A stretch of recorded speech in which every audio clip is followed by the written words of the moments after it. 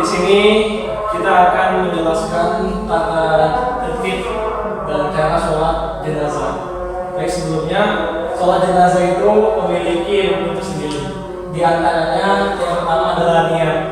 Niat sholat jenazah, lafaznya untuk sholat jenazah lelaki, maka bunyinya begini: usolli ala hadzal mayyiti arba'a takbiratin fardhu kifayati lillahi ta'ala.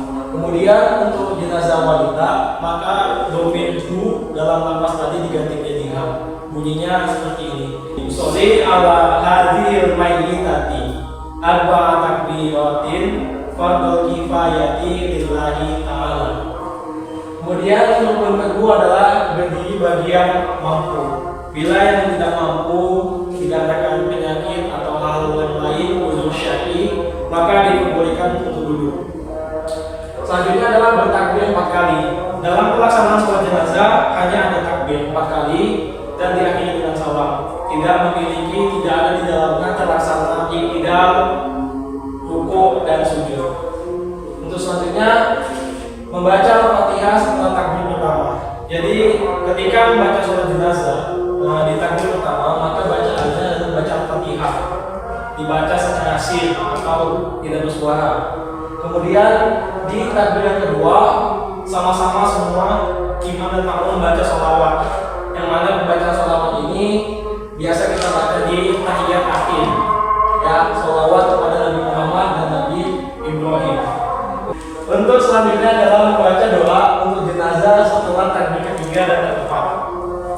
Dalam takbir ketiga, maka bacaan doanya untuk jenazah lelaki adalah Allahumma ghfir lahu warhamhu wa'afihi wa'fu anhu. Nah, untuk jenazah wanita ada perbedaan. Untuk jenazah wanita, maka domir hu tadi diganti semua menjadi ha.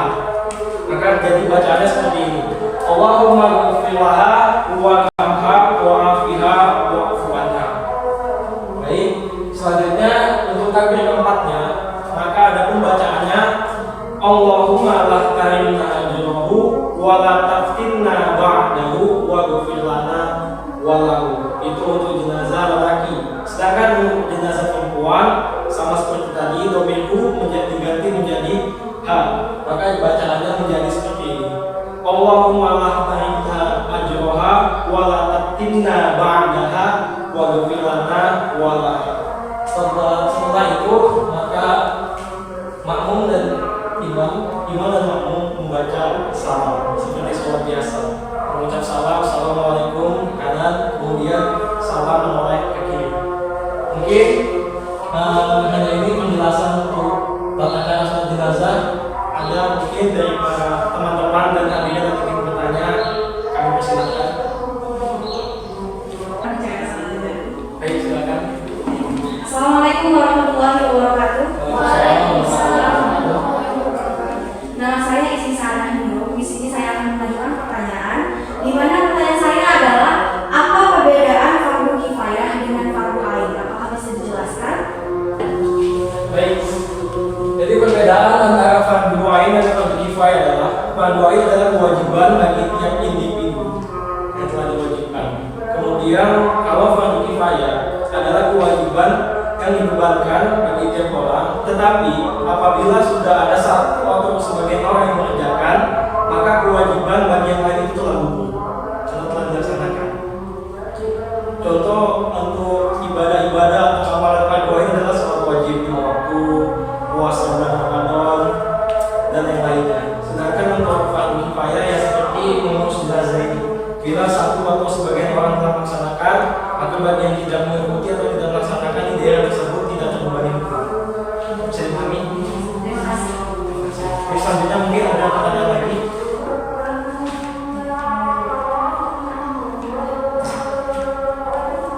Ya, silakan. Perkenalkan, nama saya Sesari. Saya ingin bertanya, apakah ada perbedaan pelaksanaan tata imam pada sholat jenazah? Baik, terima kasih.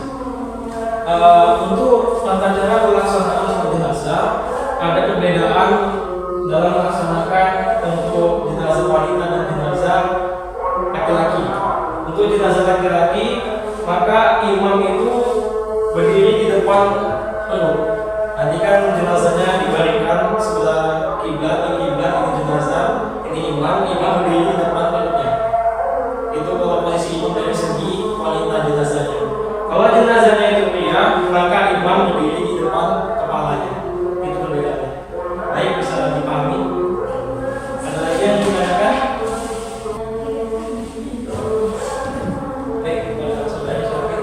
Perkenalkan, nama saya Putri Saskia. Saya ingin bertanya, adakah waktu-waktu terlarang untuk sholat jenazah?